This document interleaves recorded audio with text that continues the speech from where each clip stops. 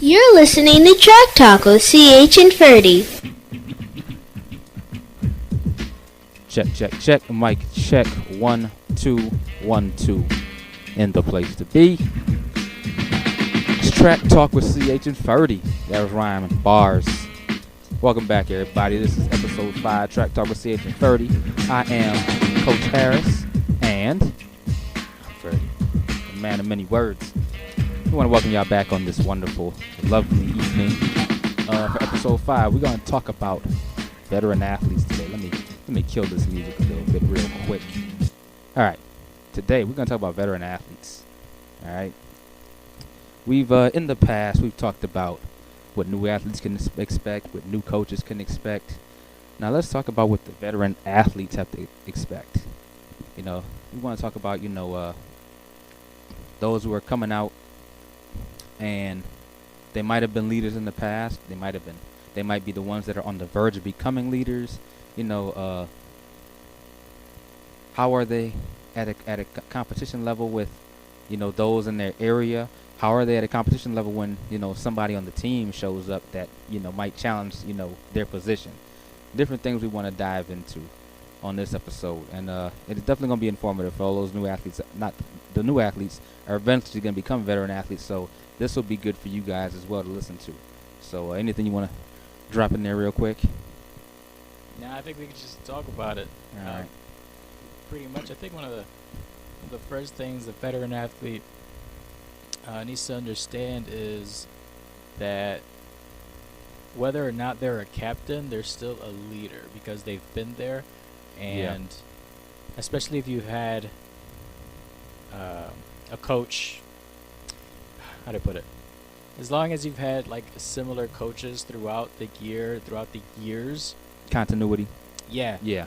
Then you can understand what they're going to do, so that way you can help the younger athletes to understand the methods and the training process that goes on.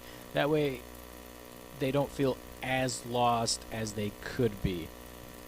I know as a veteran athlete, when I ran, I should say, I'm not an athlete anymore. Afterlete. Age crept up on me. I tended to, work with the other new athletes.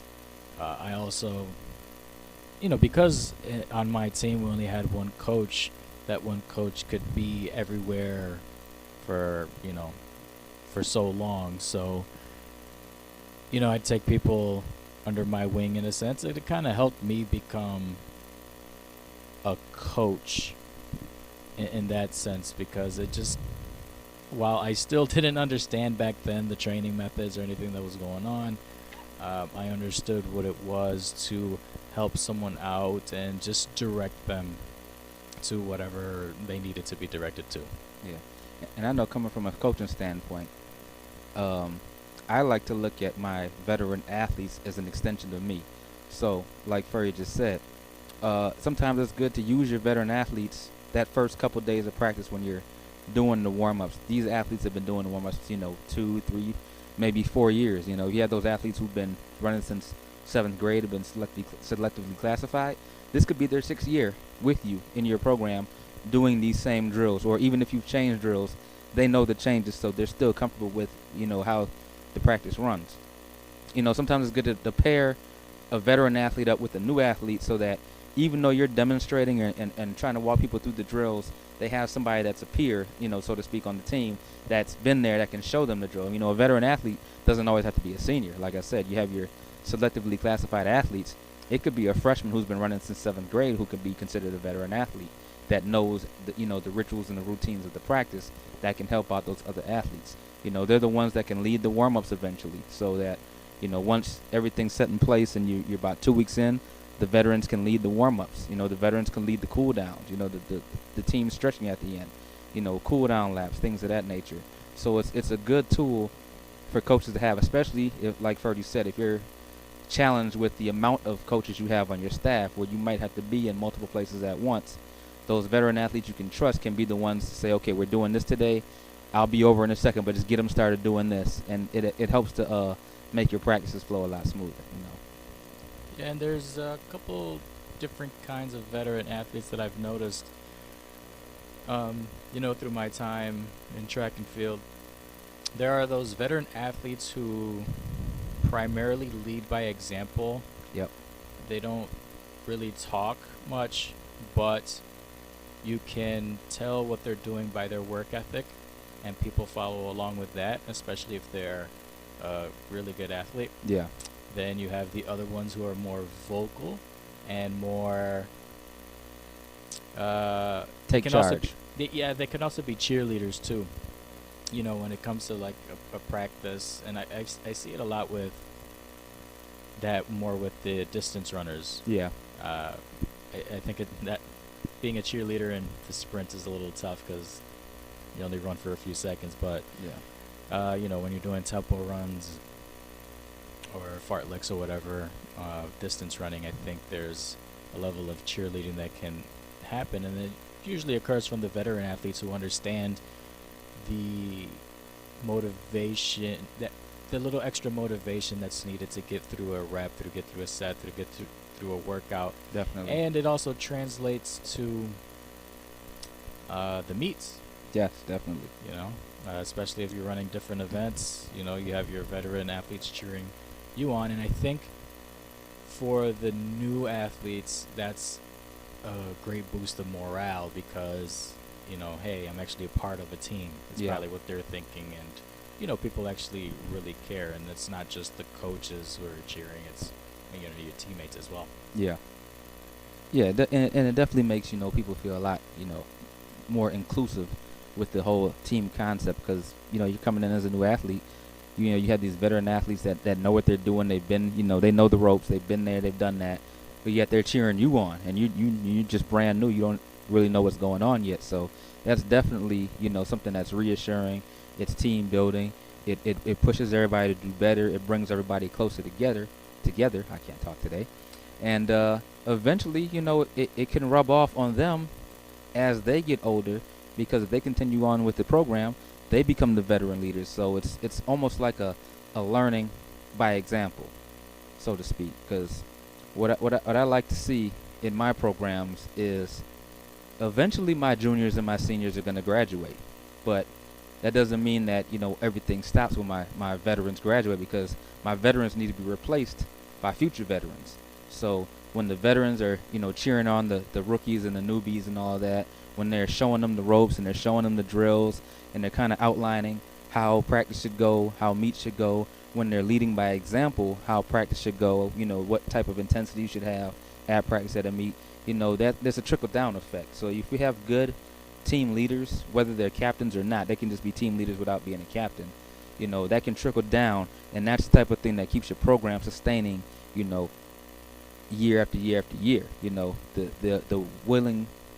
willingness and the want to do work and to push each other, because a lot of times in practice, your teammates are your biggest competition. You only have 1 to 2 meets a week, but you're with your teammates every week. So if you have those teammates that can push you and motivate you positively, it just makes everything better. And then that trickle down effect is how you see these teams, especially like in college. You see these teams where eventually, you got kids coming in and out. Some kids leave early because they go pro, but that culture of, excellence, of working hard, of camaraderie, of leadership and motivation trickles down, and it sustains your program. That's why you see teams like Arkansas with multiple national championships. That's why you may have teams in your local area at the high school level who have multiple, sectional team titles and county titles, because that trickle-down effect, it's something powerful. It can also have a negative effect if you have terrible leaders. And I'm pretty sure, we've seen that before. You have that one person who they may be a very good athlete, but their work ethic sucks.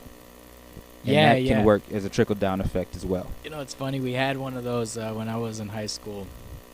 His weight training routine would be grab a couple dumbbells and swing his arms.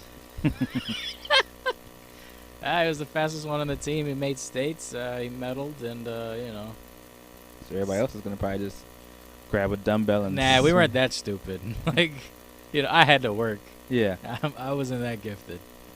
I don't know. I just always thought that was funny. Yeah. But you get some bad athlete. I mean, yeah, you get people. Say it. Yeah, it's just I don't like them. Yeah. Like, not that they're. That's fine that they're gifted, but the lazy factor that sometimes comes into it, Yeah. it just can rub off on other athletes as well, and kind of the opposite of the good things we were talking about. Exactly. This is also a lead by example. Someone's lazy. I want to be lazy too. It's just practice. It's after school. I'm just doing this because I want to. It's not a job. Like I think that's kind of where the mindset goes, or it can also be, well, I don't know, my leg hurts, so I'm not gonna do it today, or whatever that it is. Except I did shoulders yesterday, and my shoulders are sore, so I can't practice today, even though your shoulders are probably supposed to be sore. yeah, That type of thing. yeah, but it's like with the leg thing. It's like, okay, you have one, you have two legs, two, there's multiple parts to your legs. Give me something. If something actually hurts, I'll find something else for you to do. Yeah. But nah. So, And if this is your veteran athlete, and your younger athletes are looking at this, you might, what's the term I'm looking for? You might harness and channel some negative energy from a potential future lazy athlete. Well, yeah, they're not doing anything, and so I'm not going to do anything either. Or then you get the other side of it, where you have the athlete that wants to work hard. They're that non-veteran athlete. They're looking for direction, but they're getting bad direction from their leaders. So they're like, well, that's not fair. Just because he's good or she's good, they think they don't have to do anything. So then you have dissension in your program, and that's not good as well, because now you're coaching multiple teams within one team when you should just have one whole team. And I don't mean multiple teams as far as like training groups. I'm not talking about sprinters and jumpers and hurlers and distance. I'm talking about people who are being lazy versus people who want to work hard, and them not liking each other. When you don't have that chemistry and that camaraderie in your team, it can trickle into your performances in the meets, and then you start to see that decline, because people are start to become selfish. They just start doing things for themselves. Well, they're not going to work hard. I'm just going to work on my event and my event only. I don't care about them. I'm not trying to do a relay. I don't care about winning this meet. I don't care about this, that. And then when you get a whole bunch of I don't care going through your team, it becomes a nasty, vicious cycle. So we always want to try and make sure we keep that positive. We try and nip that in the bud as early as possible. It's funny because I just had a conversation with my team the other day, where I work predominantly with the sprinters, long sprinters, some mid distance, 4-8 runners. The hurdlers when they're not hurdling, jumpers when they're not with their jump coach. They that group all comes to me on strictly just running days. So we know how it is with high school kids. Some really want to lift. Some I'll lift, but I don't really want to lift a lot. Some hate the weight room completely and just don't want to touch anything.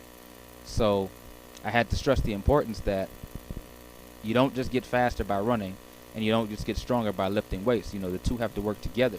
The workouts have to match each other. So if you're doing a power day and speed day on the track, you want to do power in the weight room. If you're doing more of a speed endurance based, you want to do more bodybuilding in the weight room. That type of thing. So your workouts match. They complement each other. So you can recover fast. You can get stronger. So you're generating more power. But that goes in the ears, one ear and out the other when you're talking to high school kids. So it was basically to the point I had to tell them, like, look, okay, when we have weight room scheduled on our workout, it is not, optional. It is mandatory. So therefore, if you do not want to work out, if you want to go to the weight room and you want to sit around and just look at your phone or talk to people and listen to music, or you want to somehow just sneak out of the weight room 5 minutes in and then reappear a half hour later and haven't done anything, you won't be in my group. And no, I won't send you to the distance group. I will send you home. Yeah, it's not like a stop sign in Puerto Rico. Meaning, when you go to Puerto Rico and you drive around, you'll know that a stop sign is just a suggestion more than a mandatory rule. And for anybody who feels offended, he is Puerto Rican. He can say that. Just throwing it out there. That's all good. I'm sure it happens in other Caribbean And other countries as well. I think in the Dominican Republic as well. And That was a nightmare. And another thing, my wife and I went to Puerto Rico for our honeymoon. I can vouch for these saying. So we both we both can say that. It's crazy, man. It's crazy. Oh man, I was scared when the taxi driver was taking red light. I was scared when there was a truck coming at us, and we were in the van, and the driver was like, "No, it's good. I got it, 'cause I'm going." I get it, dude, but we're in here too. Right. If you're going, we're going, but we don't have a choice. You do. Yeah, you ever was on a road where it was on a cliff, but there wasn't a barrier?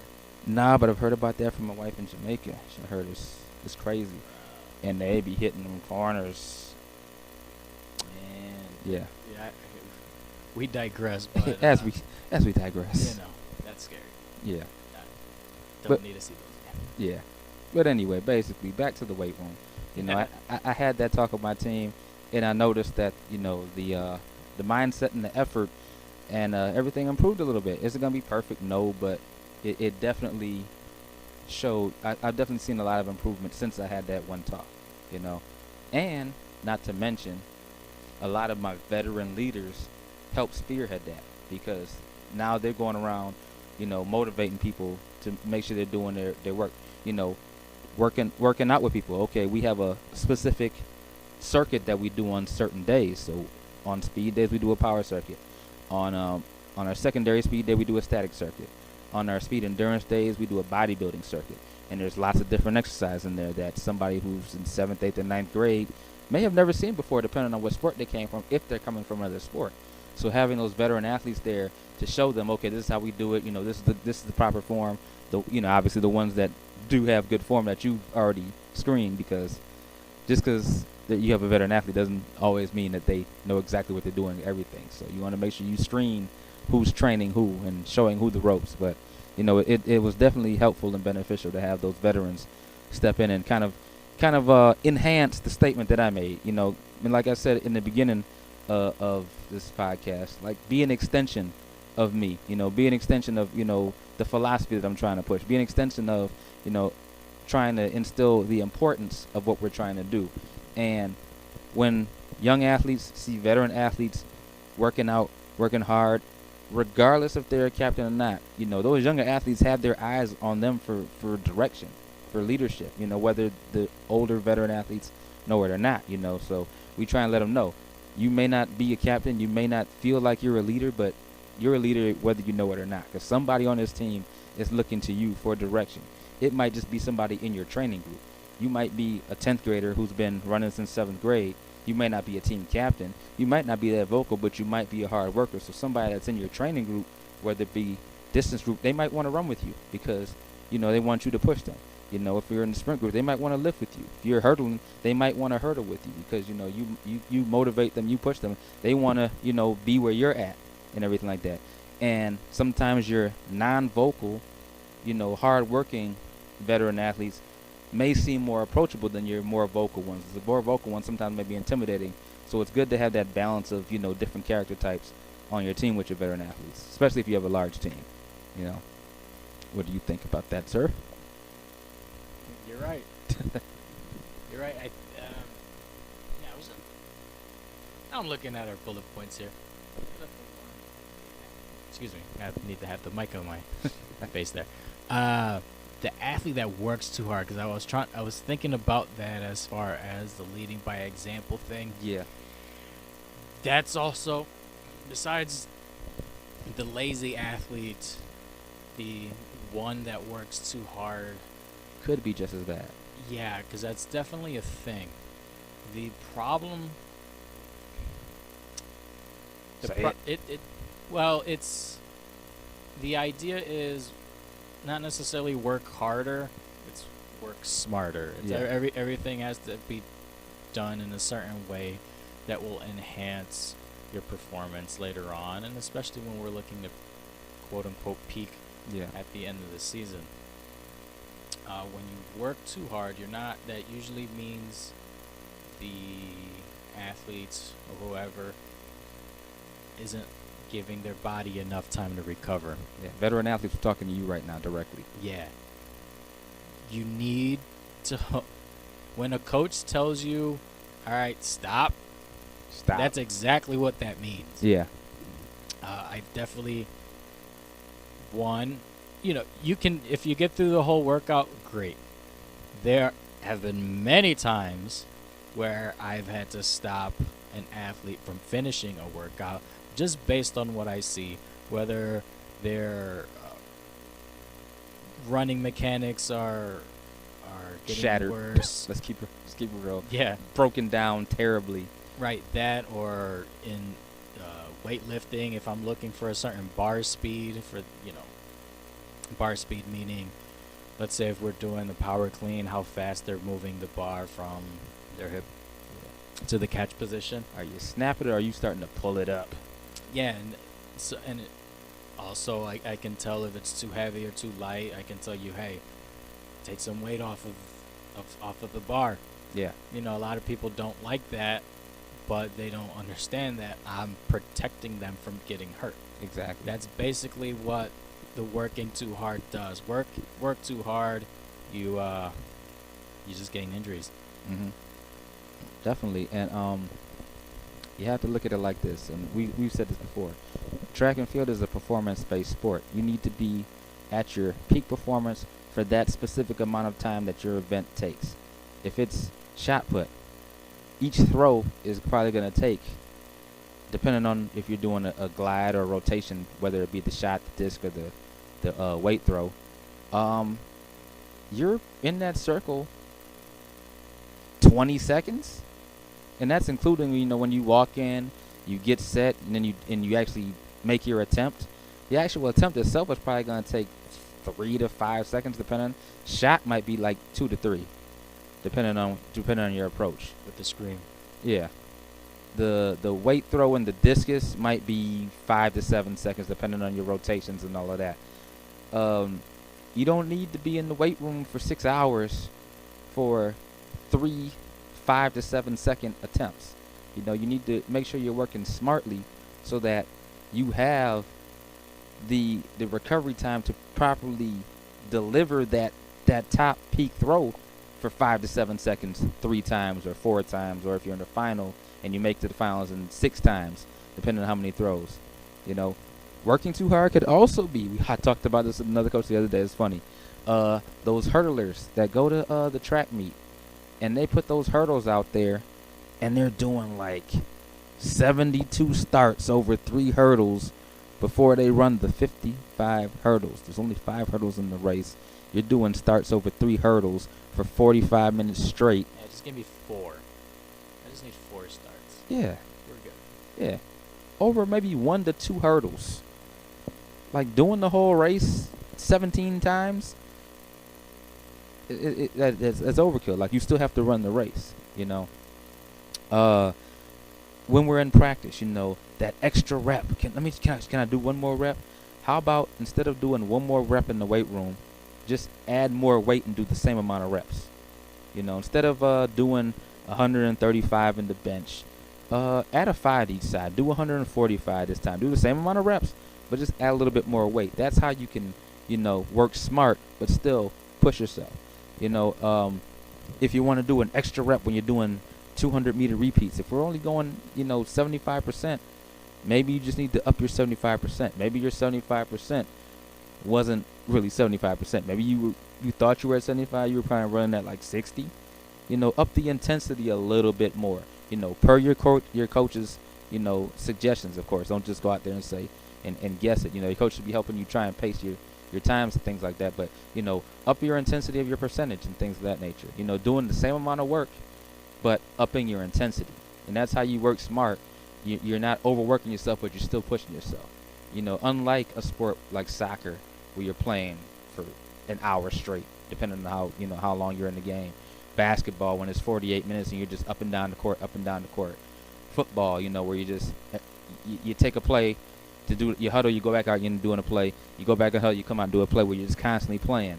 Track is not like that. We mentioned in past podcasts. You come out, you do your event.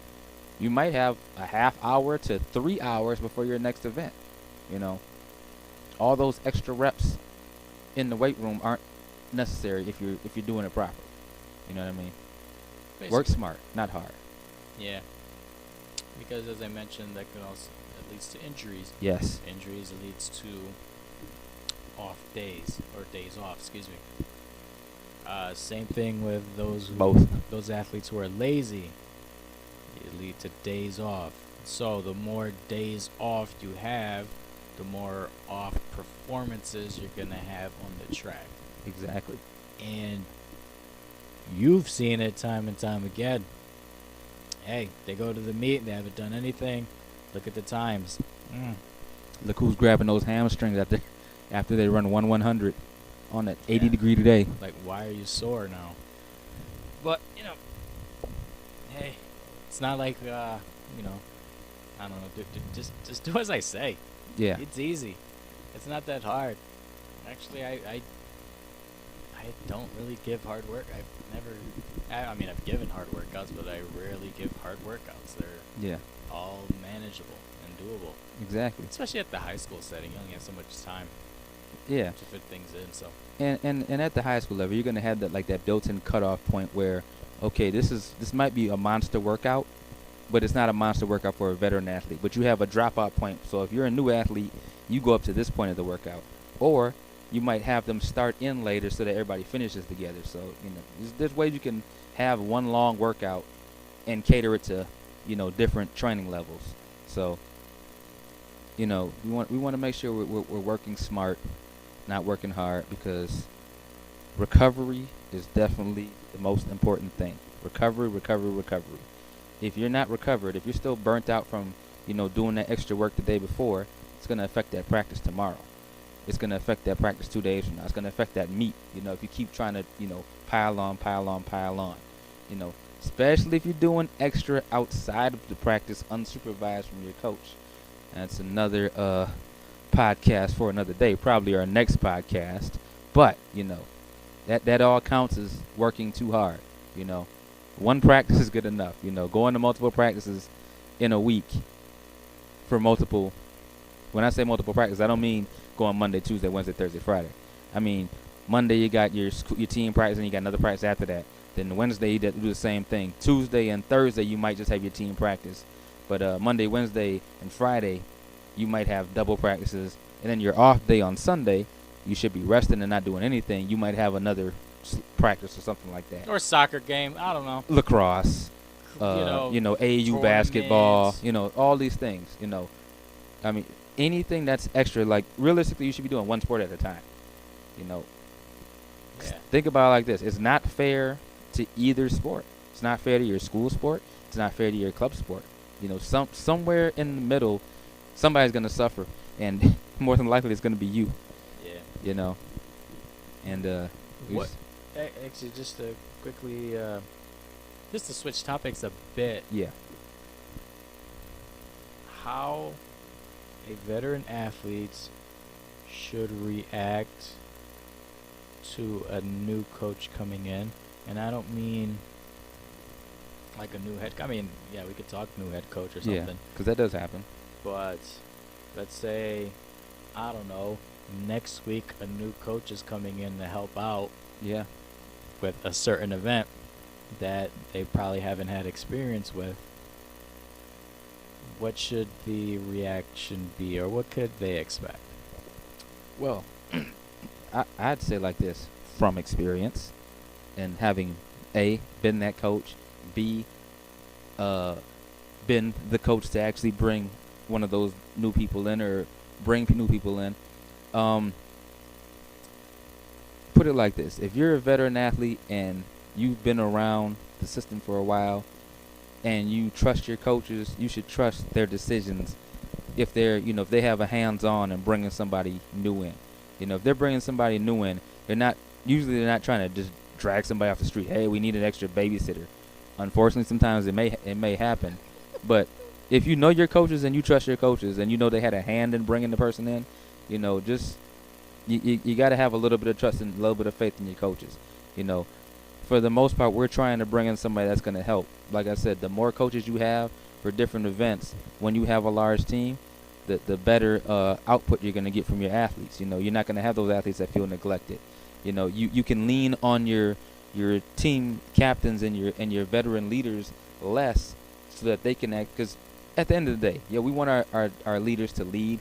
We want them to work, lead and be vocal and lead by example. But at the end of the day, they're on the team too. They wanna do their workout. They wanna get better as well. They're not there to show everybody else the ropes only. They want to show everybody else the ropes so that they can learn and they can get to doing what they need to do, because they need just as much attention as the person who just started as well. Especially if they're like on the verge of cracking into, maybe they're cracking into qualifying for sectionals. Maybe there's somebody who's regularly qualifying for sectionals, but they're ready to make that break through the states. Maybe they're being scouted by a D2 or D1 college, and they're ready to, hit those qualifying standard times for a scholarship. But they need just as much attention as the new kid who does not know what he's doing, has no clue what she's doing. They all need equal attention for different reasons. So, when we bring those new coaches in, think of it as, okay, if now I have a jumps coach, my sprint coach doesn't have to work with jumpers and sprinters, so that one day, okay, the jumpers getting all attention, sprinters are just on their own, and hey, we don't know what to do, and nobody's focusing because you're not over here, or vice versa. When your coach is working with the sprinters and the jumpers are just hanging out in the sand, throwing dirt and not really working because they don't have anybody, to motivate them. That's a lot of time we want to bring in extra coaches. In the perfect world, every team could have 8 coaches. You have a head coach for each gender. You have your jumps coach, you have your throws coach, you have your hurdles coach, you have your vault coach. You have your coach that just manages that, like a lot of the administrative things and everything. That's in the perfect world, but unfortunately, we understand every program can't be like that. When your program does get somebody new in addition to, take that as a blessing, because if you're getting a new coach and you're not losing anybody, that can only be beneficial. Even if that coach may not be as good as you think they are, at least it's an extra coach. Now, if you have the situation where that coach is replacing somebody else, you also have to look at it like this. It may not be the coach you're used to. The coach you might have built, a great relationship with the coach you had in that position, whether it be head coach, position coach, whatever. But if that coach is no longer there, at least you still have somebody to fill that void that's gone. It may not be the exact same thing. It could be better, it could be worse, but at least you have somebody to fill that void. So always come in with a positive mindset, with an open mindset. Don't say, oh, well, I'm not doing that because we used to do this with the other coach. Just, kind of like, be friendly and kind of suggest like, well, our other coach used to, what do you think about this? Because our other coach used to have us do this, and this is why we did it. Ask questions. Have a conversation. Don't just say, oh, I don't want to do this because, and be defiant, because then you're just starting off on the wrong foot. And at the end of the day, that's going to affect your season, because if this coach is truly here to help you and you're being defiant and bucking the system, you're not going to get the help you need, and you're going to be worse off than you thought you would have been working with that person. So, always have an open mind when you have somebody new coming in, because a lot of this stuff is about relationships. If you build a good relationship in the beginning, that's going to help make things great throughout the rest of the season. If you start off on a bad foot and that first impression is a negative one, you only get one chance to make your first impression. Just remember that. So, yeah, I just think it's everyone, and by everyone I mean every coach has a different coaching style. I tend to lean a lot on the science and speak on the reasoning we're doing things based on what the science dictates. mm-hmm. A lot of times I do that to make them confused so that way they don't question me anymore. All right? Because I can take it to that point. I mean, I'll gladly answer any question if they have more questions. Yeah, I'll gladly answer. And there's a time when you're getting questions asked because they want to know the answer. They're really intrigued. There's also a time when you're getting questions asked because they're just trying to delay the inevitable of doing the actual workout. Stalling questions. Yep. I think those people he's trying to confuse. Yeah. Then Shut up and run. Yeah. So I think sometimes I feel that when let's say I show up and I start doing my thing or talking that way, I think sometimes athletes are taken aback to it, but they listen in a different way than they would a different coach. Yeah. Also, I also have another part to it where I'll speak a lot early, and then I won't really say anything while they're doing their repetitions for whatever it is. A lot of times, I can't give, for reasons related to motor learning, it's not ideal to give feedback every rep or every motion. Yeah. For every, whatever I'm trying to say there. Well, yeah. Sometimes you don't want to interrupt. Sometimes you're watching the whole picture instead of trying to pick out points. Yeah, and sometimes I'm just not watching. So Yeah. I can't. Especially if you have a big team. Oh, listen, there are many times I have not paid attention to what's going on. Like someone will come up to me, "Hey, how was that?" I didn't see it. Coach, you see my start? There were like 7 of you running at the same time. Yeah, no, I didn't. Especially when like we would have track meets and have multiple people in each heat. Yeah. I don't know what you did. I'm at the finish line trying to get your time. That's so, that's you know. that's why I videotape. Then I can look at it, look back at it, Yeah. and then I can figure out from there. Otherwise, yeah, actually probably at that point I already know what your issues are anyways. Yeah. And I'll just repeat that back to you. Otherwise, that's what the camera's for. I actually don't take time because I'm horrible at it. I can't do it. I can't do it. And a lot of times it's easier in practice to do that because, at the meets are crazy. Everybody's running. You want to make sure you get it, especially at a league meet. You got to hand time everything. At an invitational where everything is FAT, it's a little bit easier because you can actually sit there and just watch starts because you don't care about the time. You'll find it out when when it's posted.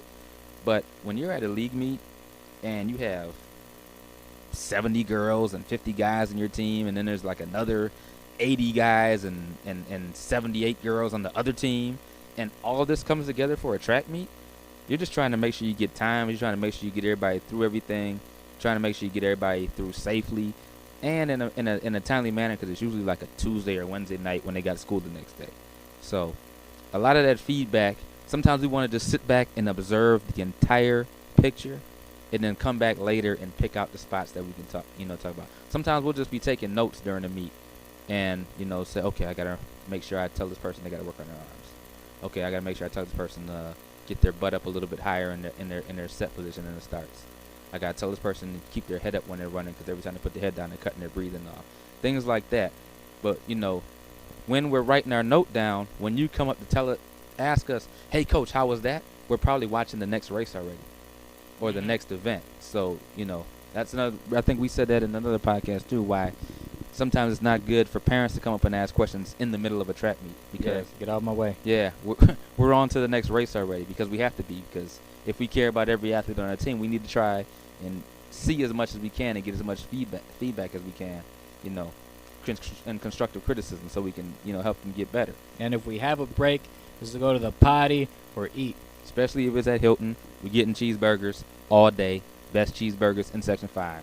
Yo, when's the Cadet Classic? That would be May 5th, I believe. I need a free cheeseburger voucher. Although I will say Brighton Relays is trying to, come at us on the burger game because they put bacon on theirs. All right, I'm going to go to Brighton. Yeah. I think we're going. I think I know someone there. I know a couple people there. Yeah. I've already been invited to the burger stand. Listen, by a certain coach I there. just want the free.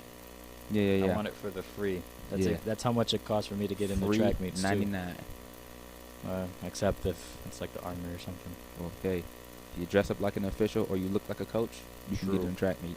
True. I just need a lanyard. You don't even need a lanyard. You're an outdoor. Oh, no. Outdoor. Yeah. Outdoor. Indoor meets you need the lanyard. Indoor's tough. Yeah. Indoor, you got to know what entrance the athletes and coaches Cornell was the best, though. I knew how to sneak in because there's an underground tunnel. Oh, yeah. From from the fee house to one across the street. Yep. Scary, too, to go through that tunnel. But, Yeah, that's how I got in for free. But A lot of times, if you just walk in and act like you're supposed to be there, yeah, sometimes you have to actually talk to that person at the door and like, hey, how you doing? You talk to them before they talk to you, and just keep on moving. Hey, how you doing, man? Keep it going. yeah. I learned that from my high school coach. He's like, listen, Ferdy, if you just walk like you know what you're doing, like you know you belong, no one's gonna question you. Confidence, swag. All right. Yeah. Because I think there was a meet. He was walking to the infield, and it was a meet where coaches weren't allowed on the infield. Yeah. We just walked through. I actually did that at a boxing match in Rochester one year. They had a boxing match at Frontier Field. My cousin and I, we just walked in. We shook the guy at the door's hand. Hey, man, what's going on, man? Good to see you, man. All right. You be easy tonight. Kept it moving. Nice. Yeah. Hey. I need to do that. Yeah, it works. As we digress again. Maybe we could do that to get into Jay-Z and Beyonce. Yeah. Nah, I doubt that. I ain't paying $200. Yeah, I'm just not going. How about I saw Jay-Z in 1999, 8 or 9. It was the Hard Knock Life tour. I saw So I'm good. I saw that, and I saw Jay-Z on the I Need Better Lighting tour, a.k.a. Best of Both Worlds Part 2 with R. Kelly. When that all went to... Oh, when when he R. got cut Kelly short. said, you know, My lights, I need my lighting, and, you know, and He he's said trying to somebody- steal the show, and... somebody had a gun. Yeah, I think it was at the MSG. yeah, and then Jay-Z finished the tour by himself. Hey, he got hits. It happens. Yeah, we talk about everything on Track Talk, you know, because Jay-Z drops tracks, so it's Track Talk. But anyway, I mean, we might even do a podcast or two of Not trap talk. that's coming up soon, yeah. That might be one of our next episodes within an episode, in between, or like I like to say, in betweenst an episode. Yeah. So you might get a veteran athletes and then a not track talk, and then we go back to the next, episode. So be on the lookout for that. But back to these veteran athletes. Ooh, what happens when that young stud comes along? Yeah. You know, that freshman That comes eighth grader, in, that seventh eighth grader comes to like, that oh, can't transfer from Florida. kind of fast. You know, Kind of fast. Or Atlanta, Georgia. that or Texas, Yeah. or that California transfer. Yeah. And like, who is this little scraggly like eighth grader? And then you have time trials that second week of practice when everybody's still out of shape. And this kid is like, you like, ooh, this gonna be a problem. Yeah, I like, as a veteran athlete, maybe they're not beating you, but you know You they're hear threat. you hear that breathing on your shoulder, and it's already week 2, Yeah.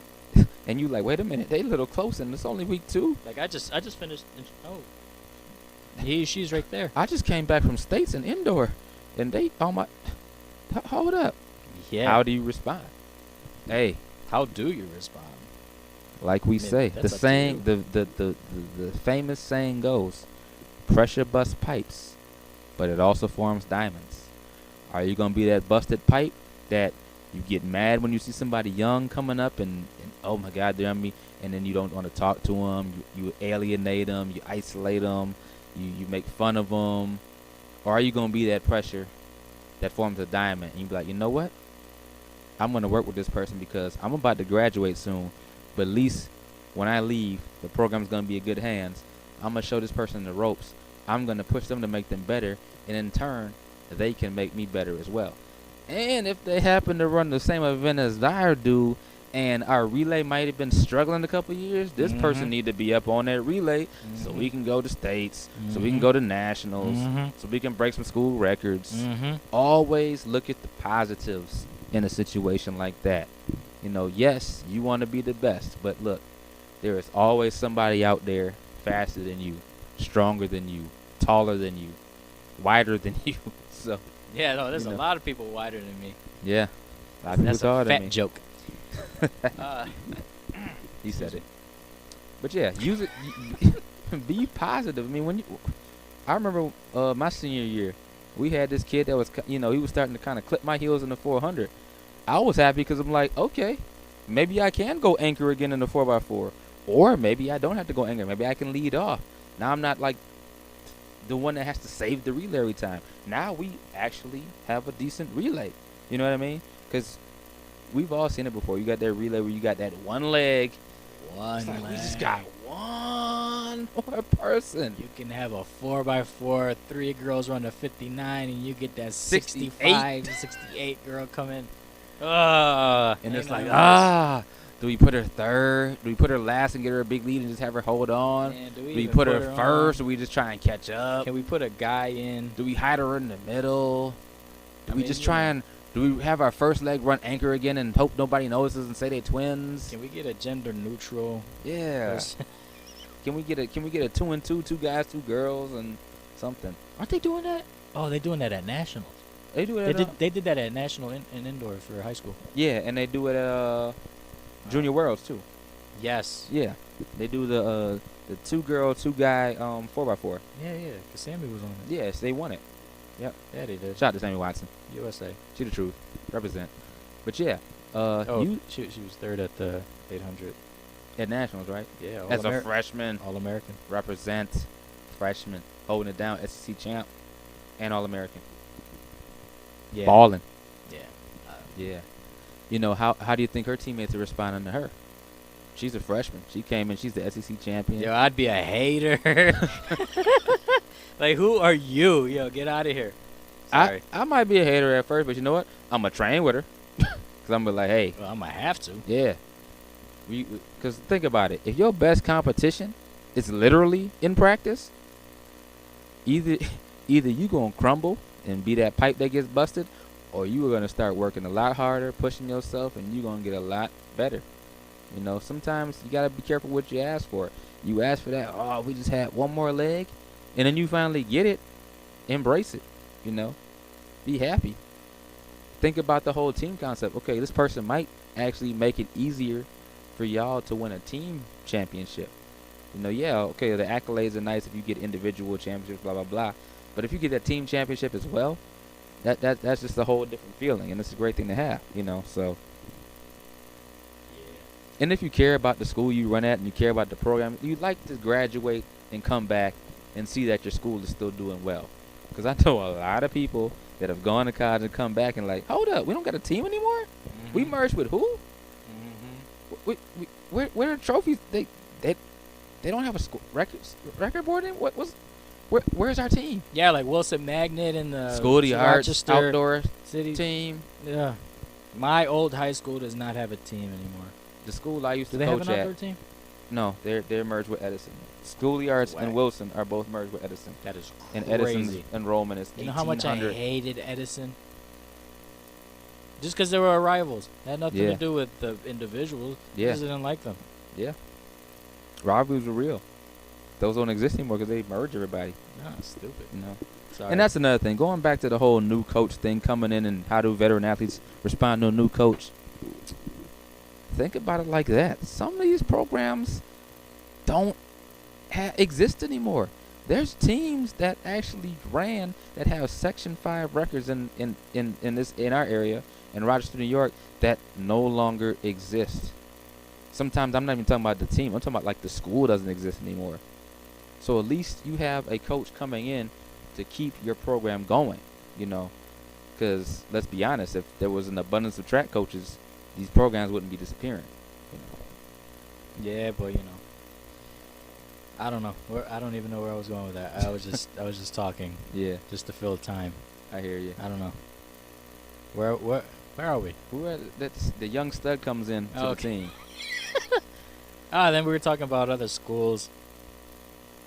The mergers. Yeah, I don't have anything else. I mean, as a coach, I've seen the young studs come in from, like, especially in other from other schools, and I think there's also that, and not only young, the young good athlete that's coming into your team, but the young athlete that's on someone else's team. Yeah, that just comes in and is like, who is this? It's like you, that. You think like, all right, it's my senior year. It's my time I'm a shoo-in now. for states. It's my time now. Yeah. So and so graduated last year. Mm-hmm. This person playing baseball and outdoor. It's my time. And then this dude that's like a 9th grader, or this girl that's like an 8th grader. It's usually a girl. Yeah, it's usually a girl. Guys, they take a little longer to develop, but yeah, it's usually a girl. I mean, I've seen a couple though back in you like the you see a couple early 2000 teens. Yeah.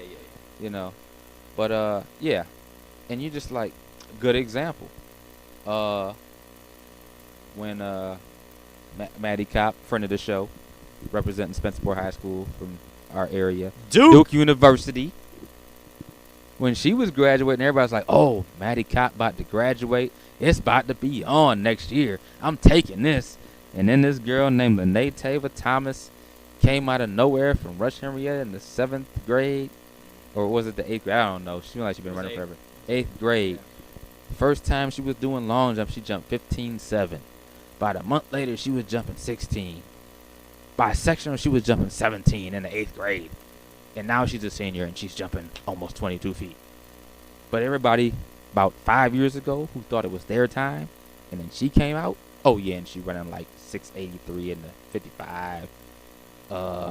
She running 11s in the 100. She had like 24 in the 2. No, 23 in the 2. Yeah, I think she hit 23. I think she hit 23 in the 2. And she running, guy times, high school guy times in 100, 255.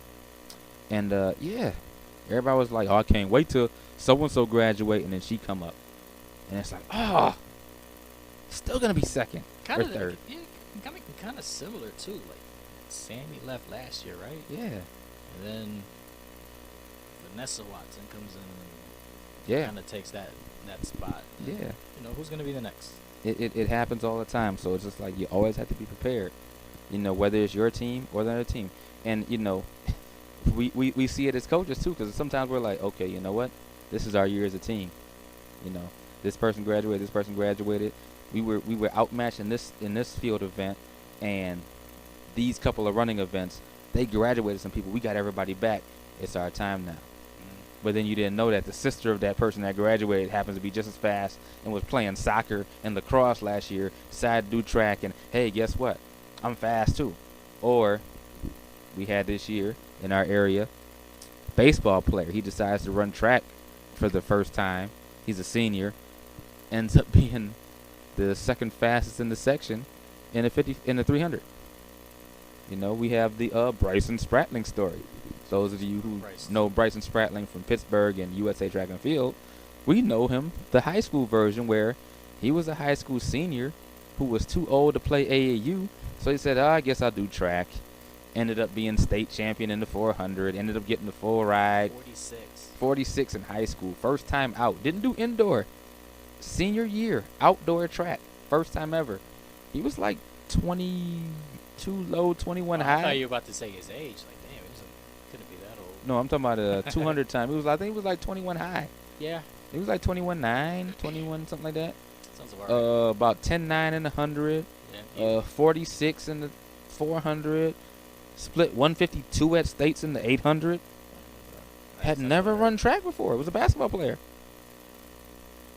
And then ended up getting a track scholarship. Go figure. Hey, I'm not trying to be a hater, but you guys ever seen him run? Oh, he had the double Dutch arms. In high school? He knows it, too. He know he had them double Dutch arms. We used to clown him about that.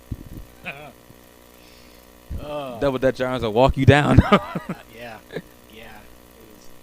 And he's kind of the same thing. I mean, he wasn't a young stud, but it was like at the state level, you got all the veterans who are like looking at that state championship title for like the 400.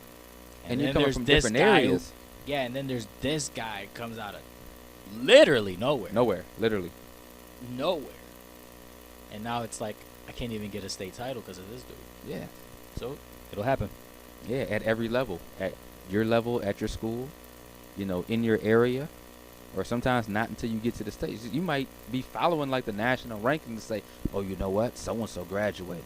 I can't wait till Tia Jones graduate, and it's mine. But then, out of nowhere. How about this? Oh, yeah, he graduating. Nah, I failed. I'm back. Check his birth certificate. I'm back. I still got another year of eligibility. Yeah, that person you thought was a senior, but was really a junior. And probably shouldn't have been running that junior year, or I'm saying, there's some dumb athletes. Yeah, dumb students. There's a thing. That's a real thing. And if you don't really believe me, wait until later in life when you get a job. You'll really find out how stupid people are. I'm laughing because it's true. Yeah. But, hey, it is what it is. But veteran athletes, there's a lot of things that you got to look forward to when you're coming into that new season, whether it be your 10th grade, 11th grade, senior year, So always, my best advice, always come in with an open mind, come in with a willing to work. If you're a vocal leader, don't be a barker, but be a positive, enthusiastic, uplifting, motivating vocal leader. If you're not that vocal, that's okay. Don't try to be something you're not. But if you're a hard worker, just show your worth through your actions, and people will follow. Especially, if you're at practice on time, you're doing everything you're supposed to do.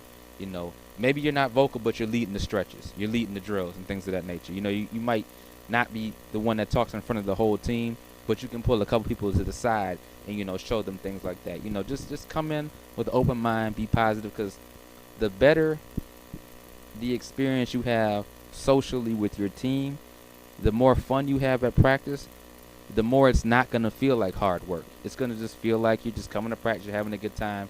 Oh yeah, we're working hard too, and we're improving, we're pushing each other. That's my advice to the veteran athletes. Be vocal, but not a dictator if you're a vocal leader, or just continue to lead by example. And always listen to your coaches. You got anything you want to add to that? Nope. Man of many words. Think we're about to wrap it up. Covered this. Make sure you holler at us. Hit them with the Twitter and the IG, Ferg. At Track Talk with Us. My Instagram is at He Is Ferdy, so it's my Twitter. I keep forgetting what yours is. Mine is at Coach Harris TF on the Instagram. That's all one word. Coach Harris TF, TF for track and field. On my Twitter, you can catch me at The Real DJ Rock. That's at The Real DJ ROC. Email us 585tracktalk@gmail. If you are watching us on YouTube and you have not hit that button below that says subscribe, it's a big red button, bottom right corner, right under the picture. If you're in full screen, take the full screen off real quick. Click that subscribe button. Do it. Make it back full screen because we're not done yet. We're still talking. And then you're subscribed. You'll get the notifications every time I post a new episode. Check us out. If you're on YouTube, look below. We're in, all our Twitter, IG, email information is there. The iTunes information is there. The SoundCloud information is there. The Google Play music information is there. iHeartRadio coming soon. We blowing up. We in these streets. We trying to make $1 out of 15 cents.